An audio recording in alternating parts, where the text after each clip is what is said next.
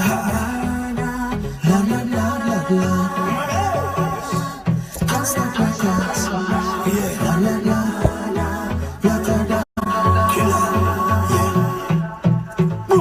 yourself that you got this. Anything that you practice.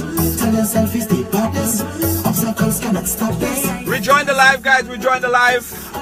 Sorry about the initial breakup in the broadcast. We had to do this because of a glitch in Facebook Live. Okay? Share the live, guys. We're back. Share the live. Get back into the live. We're good to go from here on. All right? I want a little bask in the moment, the time. Take some snapshot on your screen. Karen, welcome back. Chanel, welcome back. Everyone, welcome back. Gail, welcome back.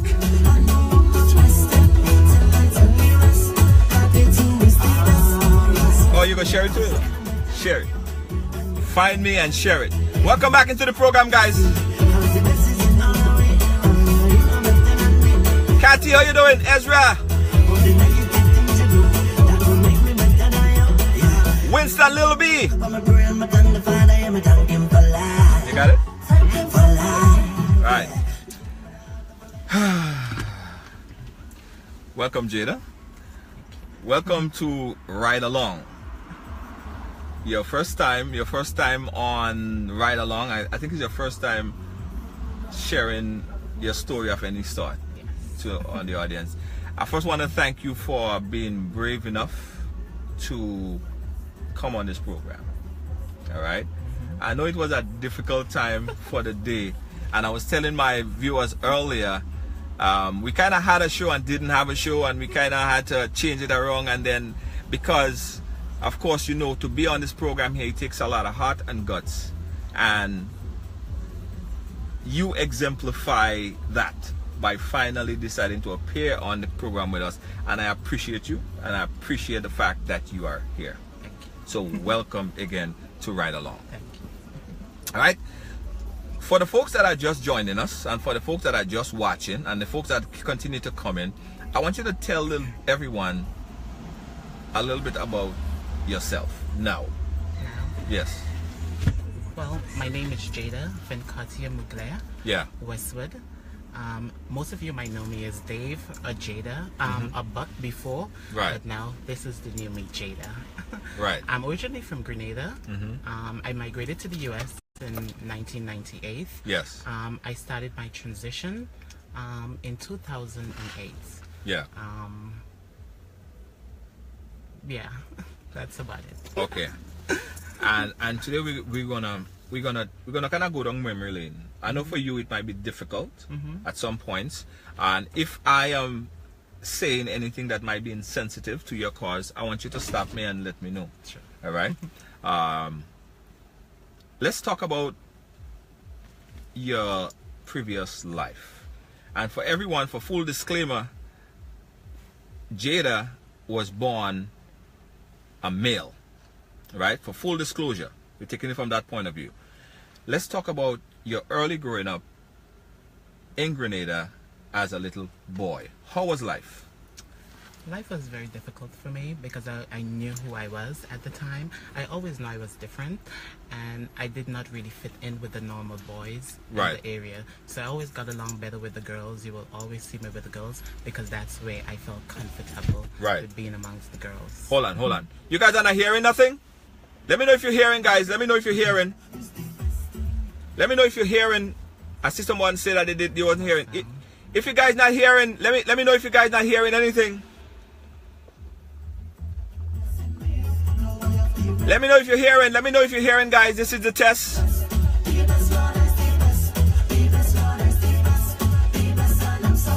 Let me know if you guys hearing, because we want everyone to hear the program, to hear and see everything. So if that is not happening, we want to make sure that everyone is able to see and hear. Are you guys hearing us properly?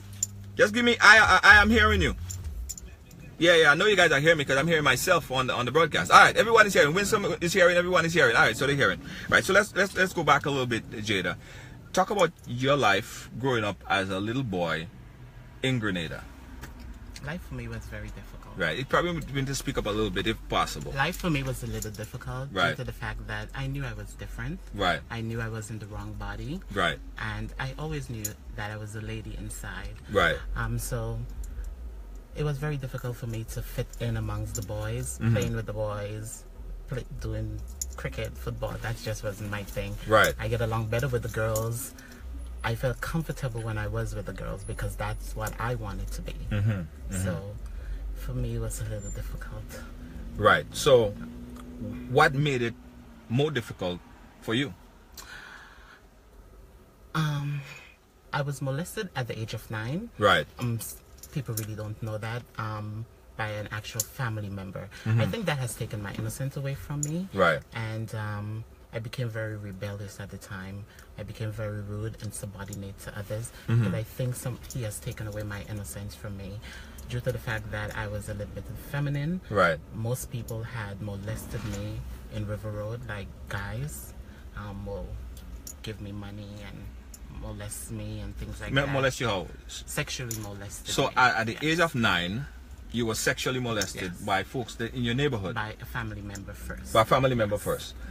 And what transpired after that point? After that, I became rebellious. Right. Because my innocence was taken away from me, and I started having sex with other people.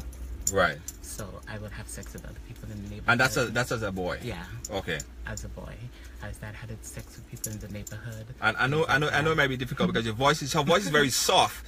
But folks saying that they're not hearing you. If you could speak a little bit louder, if it's possible. Otherwise, you guys got to put all your ears inside the phone, so right. If that's possible, you might have to do that. If you can't. I started having sex with people in the neighborhood, and I was raped by 2 guys in particular in River Road, and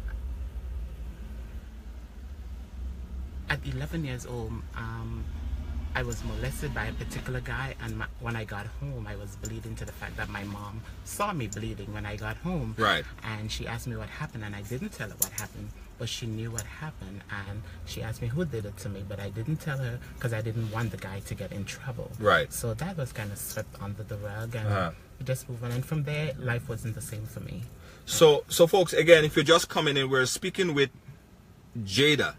Right. I know you guys want her to speak a little louder, but her voice is very soft. So you guys got to stretch all your ears. All you could do it. Right.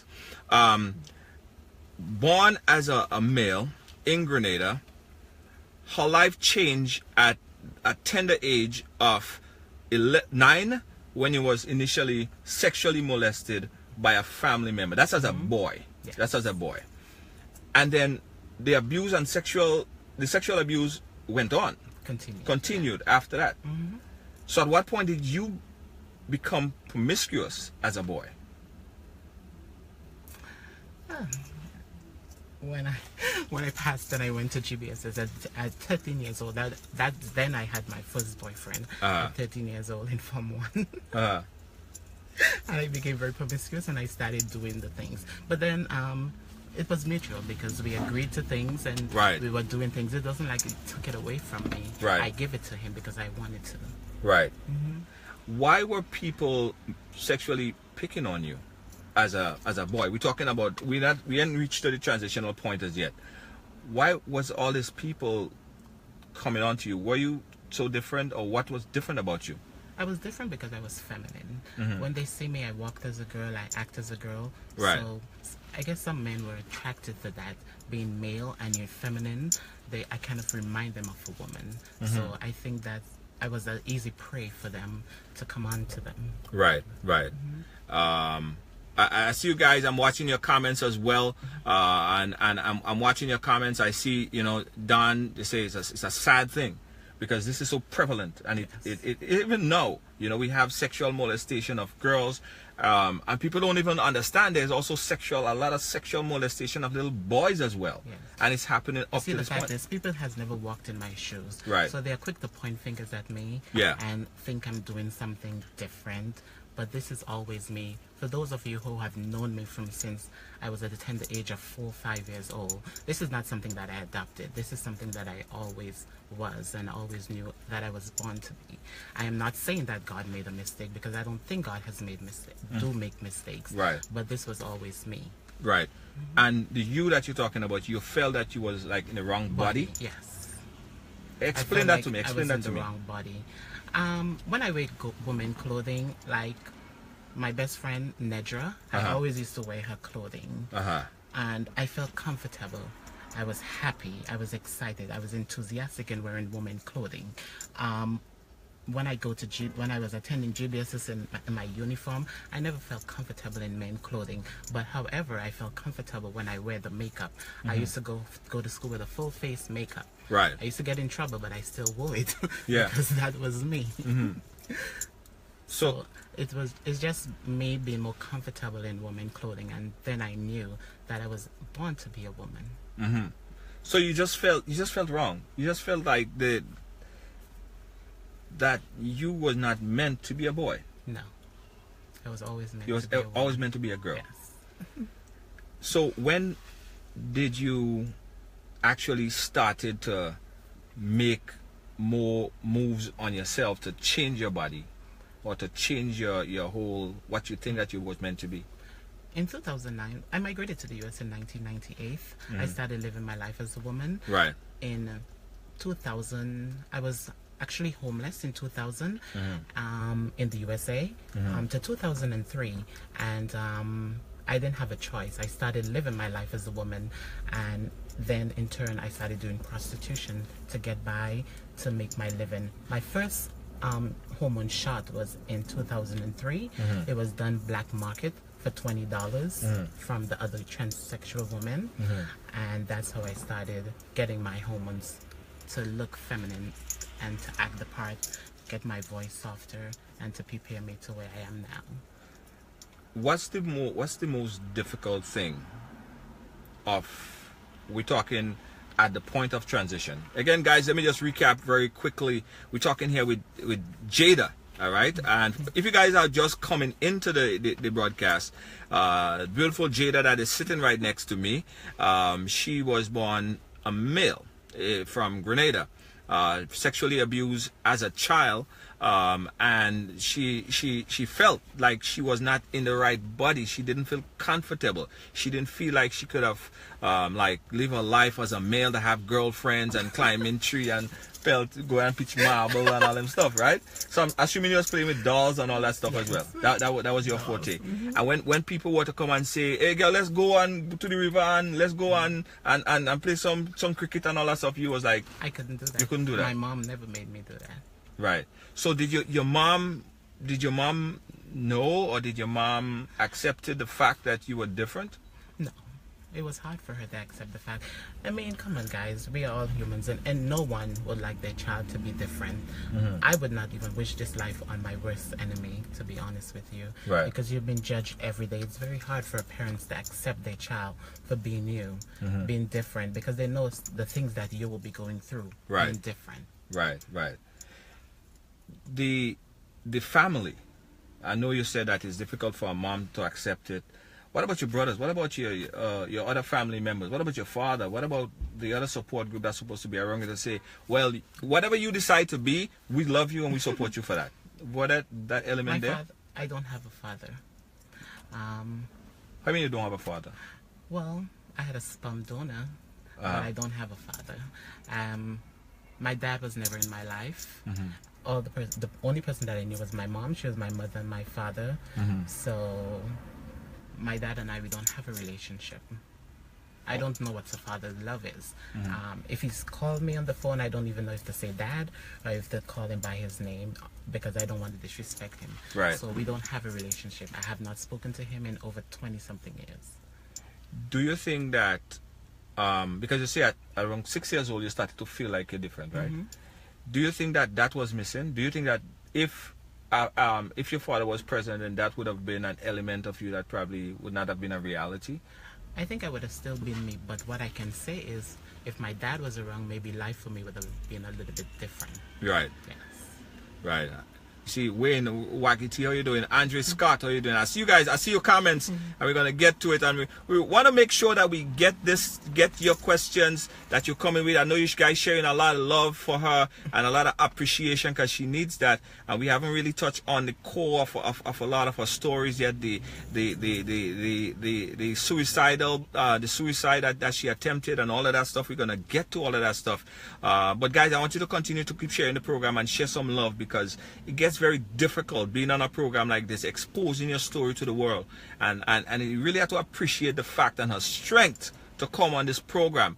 Upward of 1,000 people watching it and thousands more that would watch it, and it takes a very strong person to make that happen. So we appreciate you guys so much.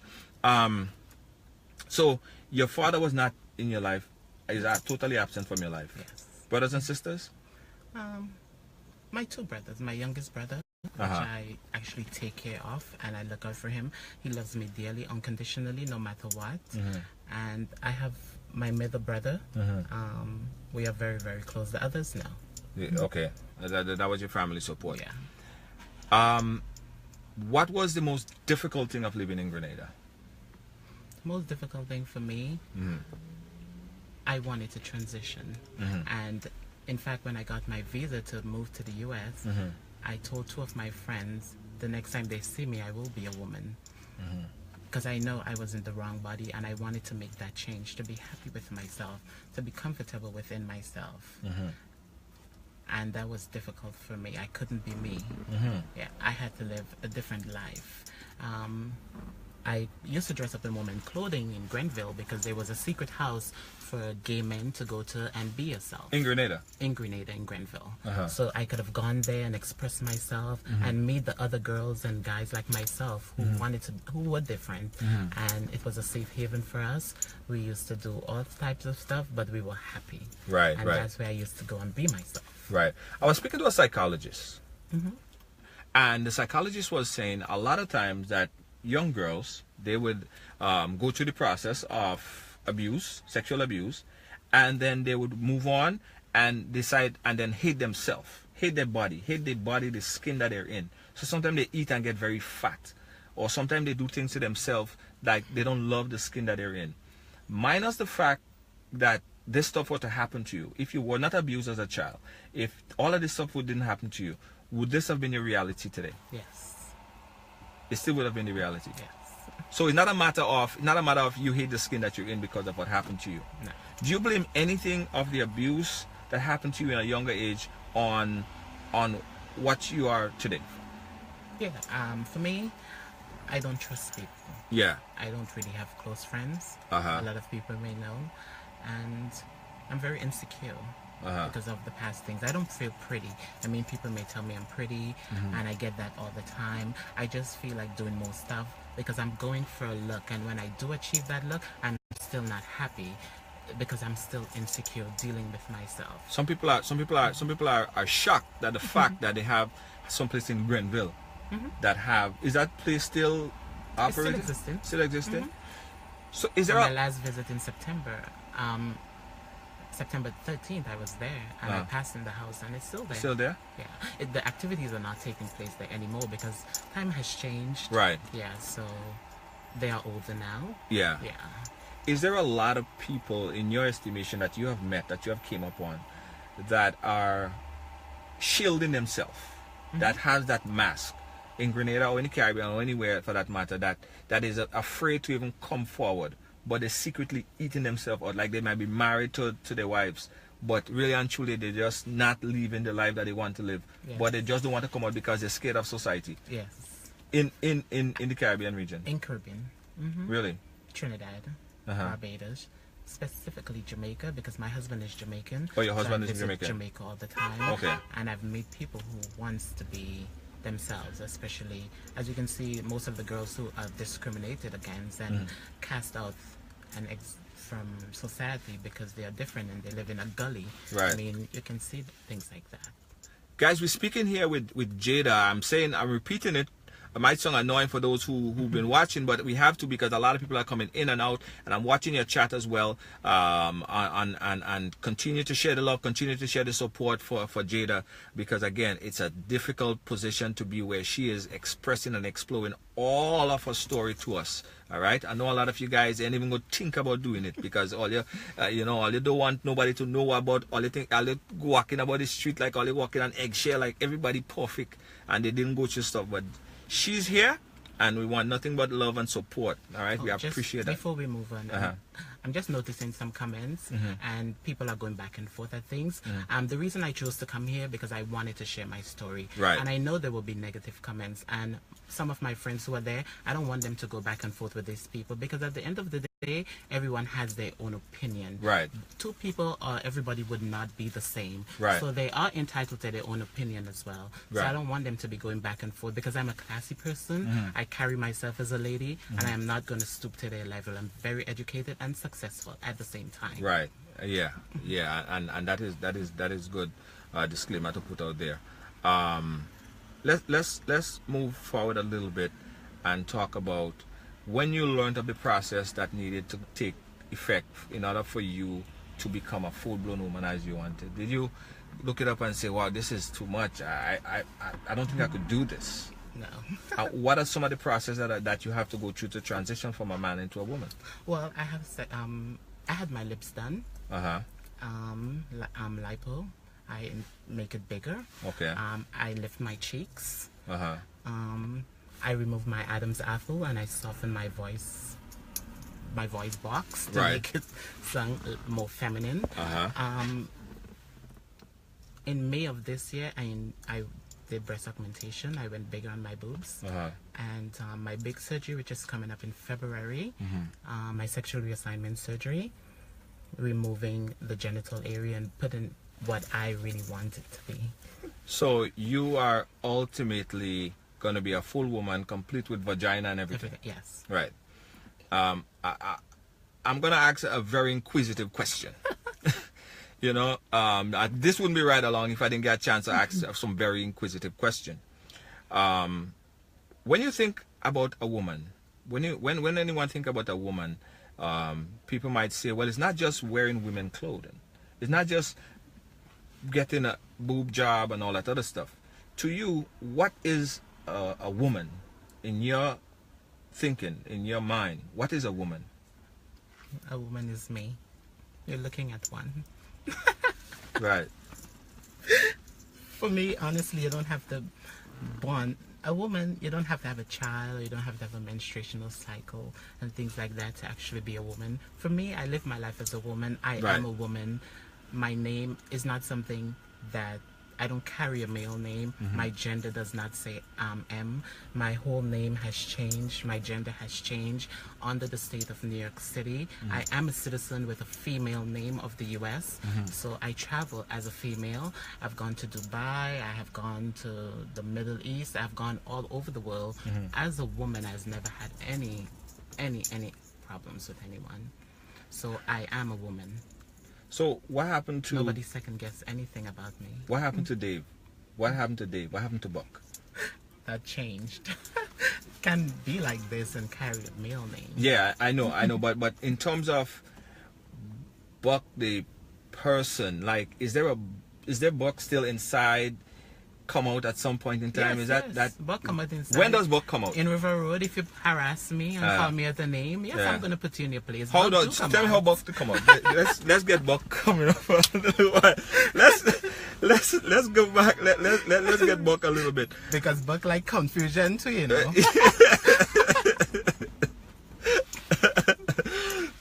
What was Buck? What is Buck or Dave's favorite song? Favorite artist?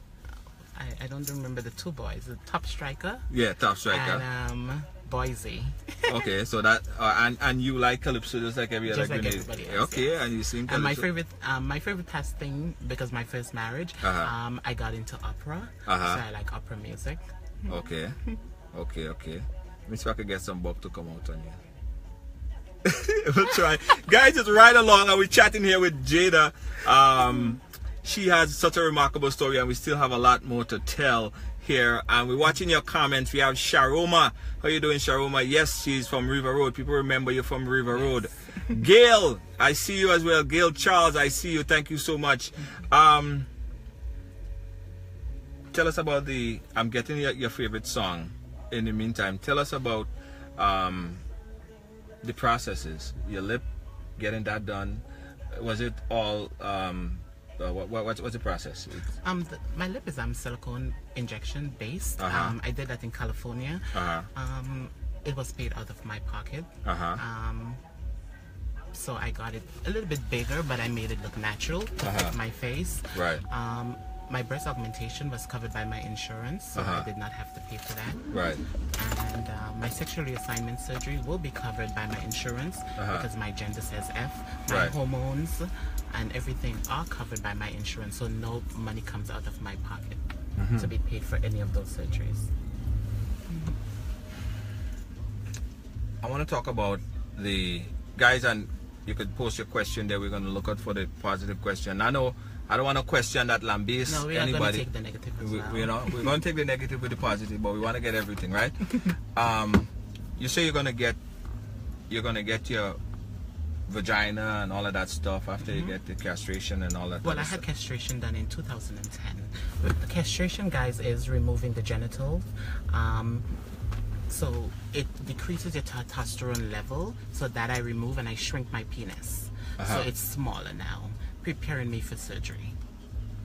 So if you could just, on graphic or however as possible, so you take off, you would remove your like you know penis. When you castrate a dog, when you remove the balls from a male dog. Right. Yes. So I remove that and I shrink my penis. It's a suction they use, and they suck it and they shrink it. Right. So it's easier for me to tuck, and you don't see anything visible. So it looks like a vagina, but not really a vagina. Right. Because I still have the male part there. Right. So you still have the male part there. And then when they do the full reassignment surgery, they're gonna snip it and turn it inside out, and the depth will be 7 inches. No, this is a normal reaction. All right, sorry guys, this is a normal reaction. This is my normal reaction. So they cut it off, they pull it inside out, painful. And then they reconstruct it. They turn it inside out because it's easier for a male to turn into a female than a female to turn into a male. Yeah. So they're gonna turn it inside out. The surgery takes about 8 to 9 hours. Yeah. And it will be done right here in New York City, NYU. Right. Yeah. This is the best hospital actually, and the surgeons are the top best surgeons to perform surgeries of that nature. And here's another very curious question from a heterosexual person trying to understand this, right?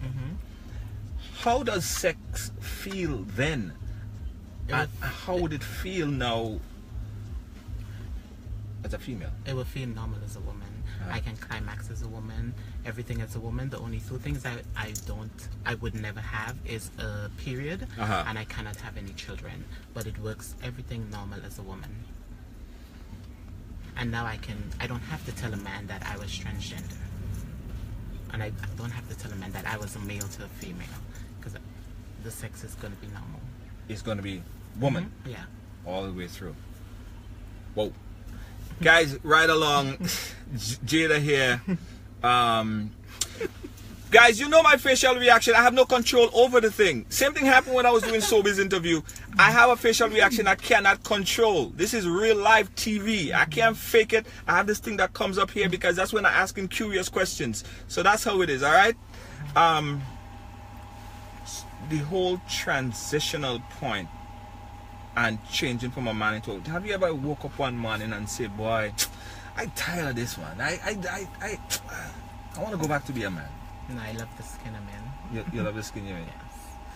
I did not do that because I wanted to do this. I Right. always knew I was in the wrong body. Right. So I just made the changes when I migrated to the US.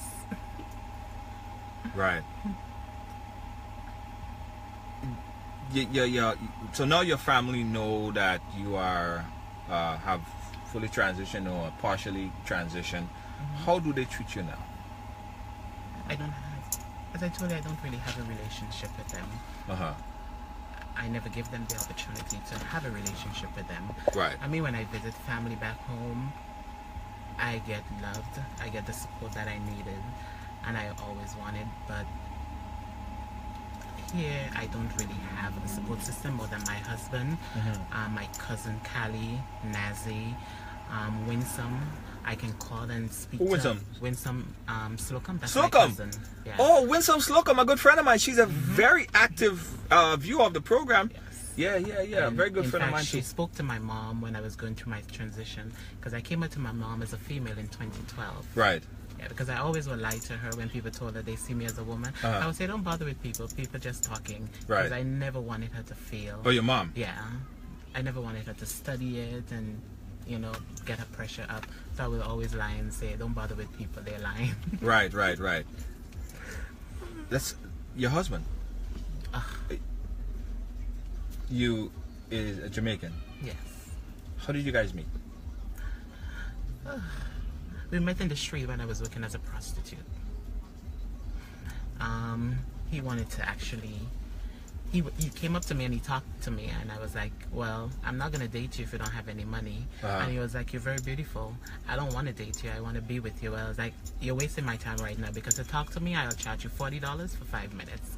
Oh, that's the price? That's at the time. I mean, the price? well, you know, as a prostitute, when a man wants your time, you have to charge for everything. Right. And I charge him $40 for 5 minutes to talk, but he didn't want to pay, and I was like, why go ahead? I don't have time for you. And then he left, and when I moved back to New York in 2008, we ran back into each other again. Yeah. And did he know that of your story? Or how did you tell him? Or he knew everything. He knew everything? Yes. He knew I was, because in the area, West Fort, as you know, Christopher Street, where I was doing prostitution, and 14th Street, is a designated area known for women of myself doing prostitution. So that's where he met me. Yes. So he met you. He knew that you were at that time. Well, you're still a male in a female body, dressed like a female. When he met me, I was dressing as a female. I did not have breast augmentation yet.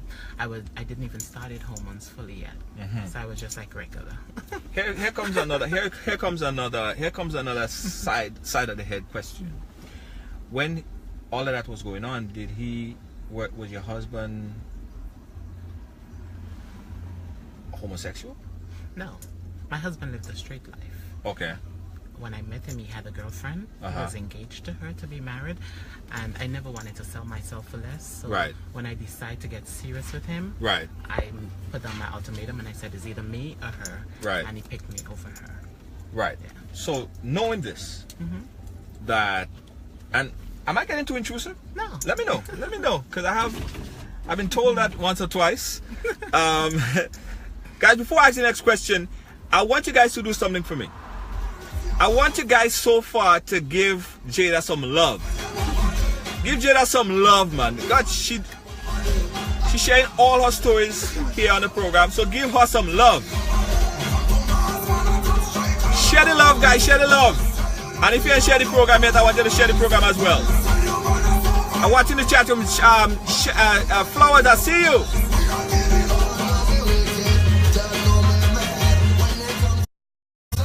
All right. So here is the question. At the point in time, you're female, you're male, and your boyfriend at the time was into girls. When you told him that that's who you are, wasn't it still a homosexual relationship? No, because he never saw me as a male. Oh, he never saw you as a male? No. He saw you as a female? Female, yes. He always saw me as a female. Right. He never one day called me, even when we are upset with each other. He never addressed me as a male. He will always address me as a woman. Right. So, and I guess a lot of people wanted to know that. He's straight up heterosexual, and you guys have a straight up heterosexual type of relationship. Yes. He saw you, and he made a decision to choose you over another female. Yeah. Under the laws in New York City, our marriage is actually heterosexual because of the reason why my gender has been changed to female, so it's not seen as a gay marriage, it's seen as a heterosexual marriage. In terms of, if he was illegal in this country, I could have sponsored him as even before they implemented that law for LGBT community. Interesting, guys.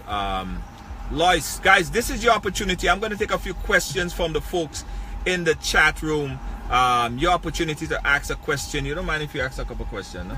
All right. But you're doing great so far. I thought you told me you were going to be scared. You're doing great.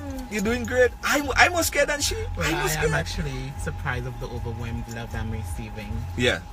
What you thought? Coming on this program, what you thought? I was a little bit hesitant in coming, as I called you today and I wanted to actually cancel it because I didn't really think I was prepared for this. Right. I am not very strong. Most people might see me as a very strong person, but I'm not very strong, and I didn't want to break down because, you know, negativity, when people feed off negativity, can actually hurt me as a person because I'm human.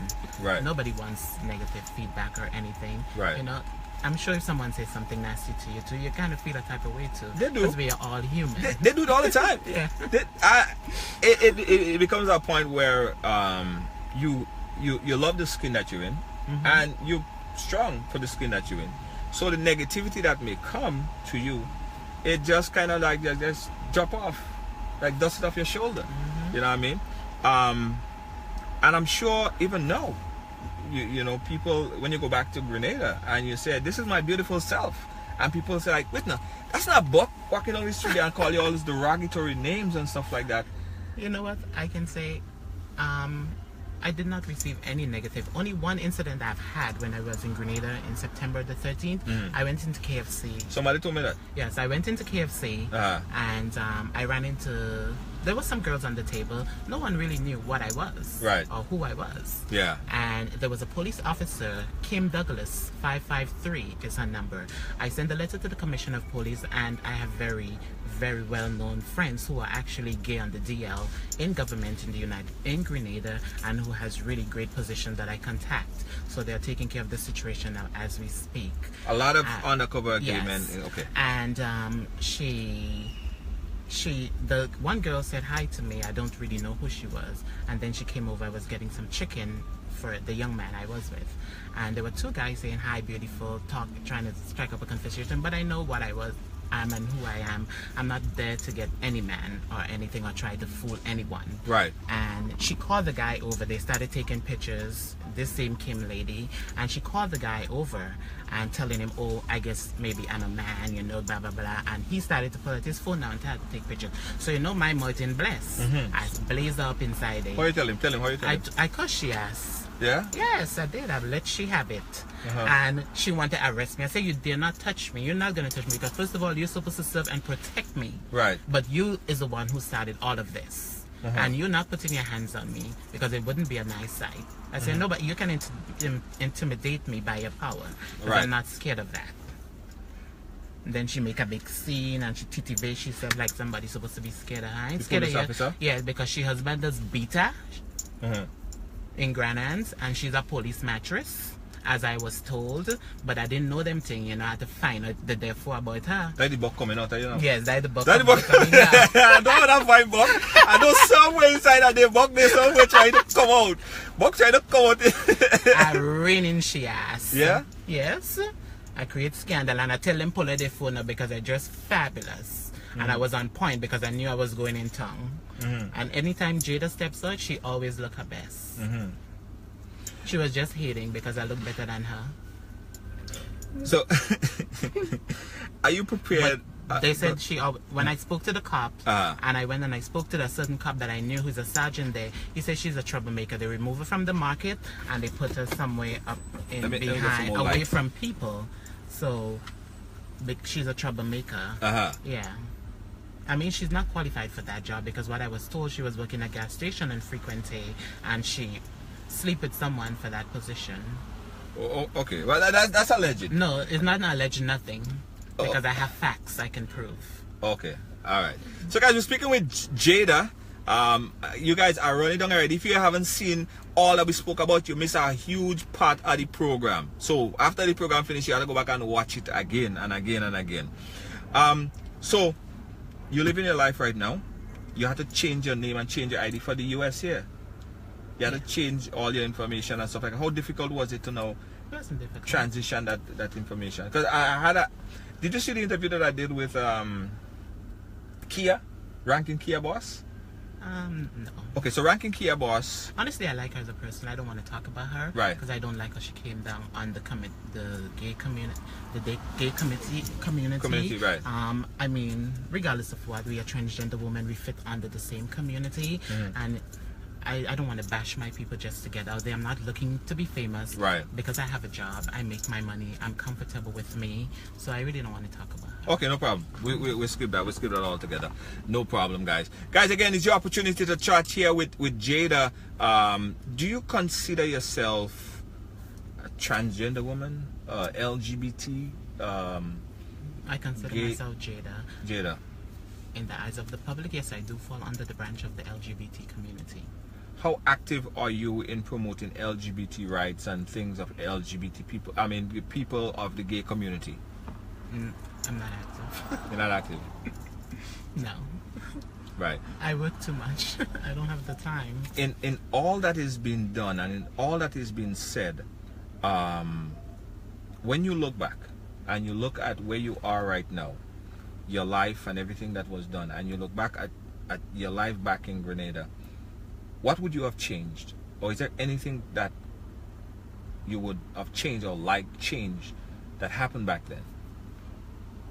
I wouldn't have changed anything. What I would have tried to take back is my suicide attempts. Right. The three suicide attempts that I tried to make. But, you know, my last one was in 2004, and God saved me for whatever reason, because I was almost on the brink of dying. And my neighbor heard me fell, and he rushed in and he gave me a gallon of milk to drink and splashed the rest of the milk in my face. Same time called the ambulance, and they came and they took me away. Because at the time, it's an emotional part to talk about. No, I guess we understand. I mean, the life, the situations, the things that happen, and I know that it's a difficult time. They're a difficult thing to talk about. What made you get so depressed and made you feel like you wanted to take your own life?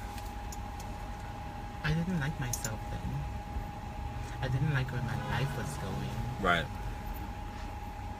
I felt that I was deceiving my mom, who I could have opened up to, and get the love more from my family, especially around the time of Christmas time, holidays. I don't really have anyone.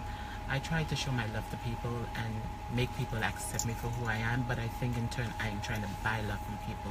Like, I try to make others happy when they call me, Jada, oh, can you send this for me? Can you do this for me? And I reach out for helping people. Right. But for me, nobody really does that for me. Nobody really calls me or check up on me and see how my life is going. Right. It's only when they really want something. And that hurts me a lot, because I think I'm buying you to love me. Right. Because I'm different. And the only person I can really go back to who really loves me and show me love unconditionally is my husband. I mean, he's not the perfect guy. I'm not the perfect girl. But it's love. He's been there for me. He deals with my insecurities. He deals with my up and down. He had me to where I am today. He pushed me to become successful. He said, Jada, go ahead, go to school, do what you have to do to get to where you want to be. And do you think that you are loved or outside of that, or do you know how to show love? I don't know how to show love because I was never loved. Explain that to me, because people don't quite understand when you say something like this. You do not know how to show love. No. The expression of love, to feel, your heart feel with raw emotion. I never told my husband I love him. I cannot say those words. If someone told me they love me, I would be like, all right, but you would not hear those words back from me. Yeah. Because I don't know how to show love. You think you're incapable, even if it means that you speak to some kind of psychological not psychological, you get assistant counseling and stuff like that? I am going to counseling. You're going to counseling. And what does this is why I'm able to do this interview. Right. What does the counseling consist of? What does it help you to do? To become better, to believe in myself, right, to accept myself for who I am, to love myself more. To know there are people out there actually who really loves me and care for me, even though they may not say it. Right. Yeah. And I must open up to people and use the words I love. But it's kind of hard for me to do so. Yes. I'm going to give you this tablet right here. And I'm going to give you guys out there that's watching an opportunity to ask Jada a question. Because this is a two-way conversation. We are talking with you and Jada is here. I want you to look and handpick anyone or any question in this chat that you would like to answer, and go ahead and express yourself on whichever topic, whichever question that you see. Guys, it's your opportunity now to talk to Jada, your opportunity to post something so she could read it and respond to you.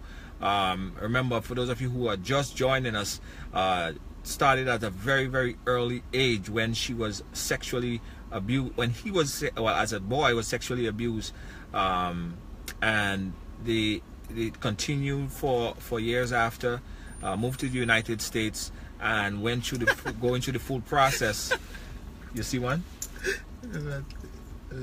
Lily. Which one? Lily. Lily. She said. Lily? Okay, what she said, really? Jada, make sure you get a pretty fat cat. so we read it now.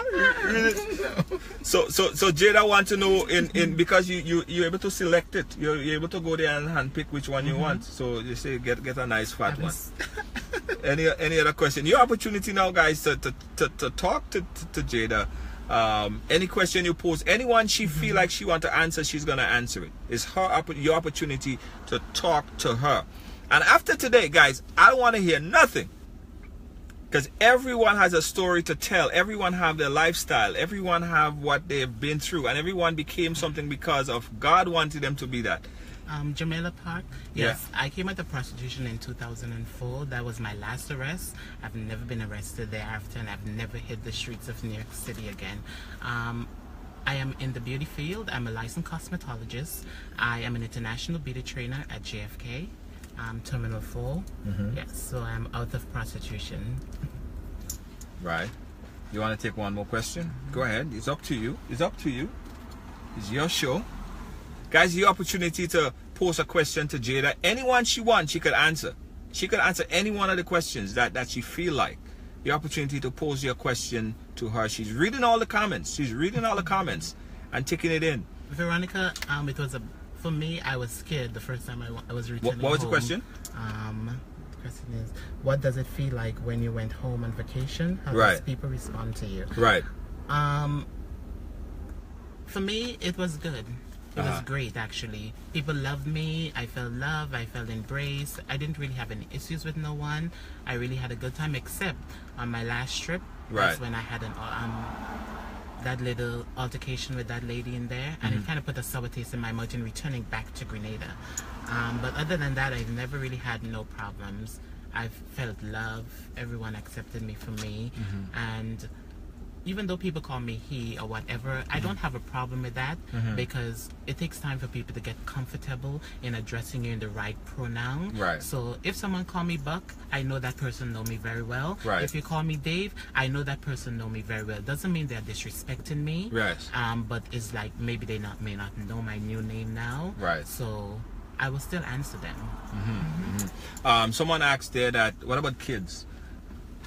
Kids is not for me. Adopting kids? No, it's not my thing. Right. I have one child. It's a Pomeranian dog. Yeah. And I don't want any more. Okay. Guys, give me one more question. One more question. You could pick any question, last question in there, and you could answer it based on if you feel it's appropriate or anything. It's her decision to make on the question that she answers here. So go ahead and ask your question to Jada. People want to know, have you ever had sex with a female? No. Okay, people want to know if she never had sex with a female. You sure you never had that as a boy? Because of course you was younger. You was at that very young age when you moved up. I've never had sexual intercourse with a female. And one of my dear friends just made a comment, and I actually asked me a question, and I have to answer. Leo, Jada, can you talk about how you prepared yourself to deal with hate and transphobia? I dealt with this. I dealt with how I prepared myself, Leo, through therapy. It made me become stronger, believing myself, knowing that people will always hate, especially to try to break you down. And words are wind, blows are unkind, so I never really feed into it. So that has helped me a lot in dealing with transphobia, the negative comment and hate. Because of course, if you didn't go through this counseling, do you think that you would be able to conduct an interview and talk about this so freely here? So that really prepared you, prepared you. If there's women out there that feel like they are in the wrong body, there are women out there that feel like they just, men as well, they feel like this is not them, this is not what they feel like they want to live. What do you say to them? Also, men out there that are living the double life, they are heterosexual, homosexual. I don't know if that's the right term, heterosexual, homosexual, or I don't know. Bisexual. The bisexual. Okay, homosexual, bisexual. That's it. Men that are living those type of life, what do you say to them? I cannot speak for them. I can only speak for myself. Maybe some people might think I'm biased, but for me, if you can live a bisexual life and get away with it, stick to that. Being true to yourself sometimes can really hurt you. You have to be really strong to be me, strong to be a gay man, strong to be a lesbian, because people attack you. You know, you have to be very strong. So if they can be strong and live that life, kudos to them. But for me, just be you. Donna Pringle said to each his own. And I know, I just could feel your confidence. You know what I mean? The truth and in fact, the fact is, if Jada feel like she cannot live her life in a particular way, who is me or anyone to say that she should? You know, I am a heterosexual. I like girls, women. That's what I like, and no one could tell me differently, because that's what I like. Right? If that's what she likes and that's the life that she wants to live, then who is anyone to tell her any differently? And I think people need to be more acceptive to the fact and respect people's opinion and choices, because they made a choice themselves. Right? And I'm not here sitting there and advocating for either side. Everyone have their own decision to make, right? But you look at places like Jamaica and other parts of the Caribbean, where homosexuals are chastised, they're killed, they're stoned and all of that stuff, but they still are homosexuals there.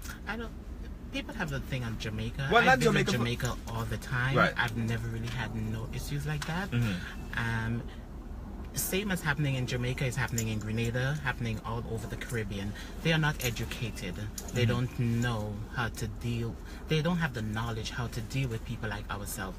These people, when they see a gay man, they think automatically they're going to molest a child, or you want that man, or, you know, if you say hi to them, you're coming on to them. Doesn't necessarily work that way, because as me as a woman, living my life as a woman, not every man I see I want. If I say hi to you, doesn't mean I want you, or doesn't mean I want to sleep with you. We have choices that we want to make. You know, we're gonna not just take any random guy and sleep with or anything. Right. So people misjudge you for misjudge you. Yeah, for being promiscuous. They look at you and it's okay, well, this is life you want to live, and they automatically think, well, okay, because you want to live that life, you're being promiscuous, and you're a promiscuous person, which is not the case, because you're married, you're doing positive things, you have a good job, you travel the world, you're a citizen, and you're doing well. What else you want to share with the audience from everything that you've been through? Life challenges have taught all of us a lot of things. Every day I get up in the morning and I post a comment on my wall, and that comment basically, it uplifts some people, it disgusts some people as well, but I feel like I'm teaching people from my experience. Like if I walk down the street and I stump my toe on Church Avenue, I'm going to post, there is a big hole on Church Avenue, watch out, you don't stump your toe. Now you looking at life and your experiences, the stuff that you've been through, what could you tell people so that would help them in their life or make their life any better now? For me, I would say, if you fall, you can get up. Right. Just be strong in yourself, believe in yourself. If you have a dream, go for it. Right. Pursue that. And don't feed into the negativity of people. And what about you? Having your past affect your present? Well, it takes time. It takes, because I'm still dealing with that, so it takes time. I wanna cue up our theme song because it's so perfect and it will come in so timely that we bring it in. Because a lot of times what I realize is people let their past totally affect their future. They prevent themselves from moving forward because of what had happened to them in the past. It seems like sexual harassment and child abuse is on the rise, which when we spoke, it's not on the rise, it's just more widely promoted and more advocacy is going out about it. What's your stance on the sexual abuse that exists, especially that's coming more in the light, especially in Grenada and the other parts of the Caribbean? What's your thoughts on that? So for me, that was always there. Ever since I was a child, that was always there.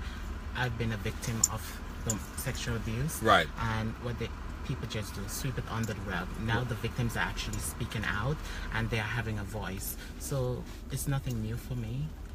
But the one thing I like is they are speaking out, so we can work on it and make things better. Right. Absolutely. Guys, we'd like to thank you for sticking with us for this entire conversation that we had here with Jada. And we thank you guys for the respect. I really want to thank people for the respect, because a lot of people may not agree with your lifestyle. And some people, I saw some people really listening. There were some negative comments, but people was listening and paying attention. They may not promote your lifestyle, but I think that they was very respectful in most of the times. Well, what's your thoughts, overall thoughts? I think I actually love myself as a woman because I think, I look better as a woman than that of a male. Right. Okay. Right, guys. And on that note, let me take the opportunity to thank our sponsors. Everyone that made it possible so that we could be talking. I see my ex on the line, Kellen Alexander. Hey, Kellen Alexander, how you doing? You get blocked? No, he's open, actually. He lives in Canada. All right. Thanks to our sponsors and everyone that made it possible so we could be here on the program. Remember, we're better than that, Could be adaptive and understanding other people's situation, even if we disagree with them. We don't have to shun away or shy away or feel that we should throw negative remarks. At the end of the day, we all... Oh, and one thing, please. I've received a lot of messages since you have wanted to speak to me. Yes. I just want the men to know I am not looking for any man. I'm not looking for a relationship. Please stay out of my inbox because I will put you on blast. Right. So I'm not looking for anyone. It's not about I'm trying to pick up anyone. I am here to speak of my experience and maybe to help others. Yes. So I am not looking for a man. So stay out of my inbox, please. Stay out of the inbox. Thank you, guys. Thanks to our sponsor, Shiloh. Thanks to Travel Span as well, Courts. Also, thanks to Clark's Court. Remember, if you need a t-shirt printed, check out Printex. And we also want to tell you guys about the support for the Cancer Walk. Ride Along for a Cure. We want you guys to participate in our Cancer Walk. Please buy your package right now and be a part of our Cancer Walk. Head on to RideAlong.com, Facebook.com/RideAlong Live and buy your package right now. We want to see everyone walking for a cure for breast cancer, October 15th, 2017. Thank you guys for your time, your patience, your respect, and of course sharing the program. This Sunday, we come live at 11 a.m. and we talk to Igel Joseph, a special Ride Along Live. Join us back on Monday as well, where we give you more programming and more stories. If you have a story to share, you have a story to tell, we urge you to contact Ride Along. We'd love to have you in this chair right here. Thanks, guys. We appreciate you. See you again on Sunday. Bye-bye. That's the part where we just dance and things. You know dance? Just shake a leg, shake a shoulder, shake a shoulder. Just shake one shoulder. Let's drive. Wave to them.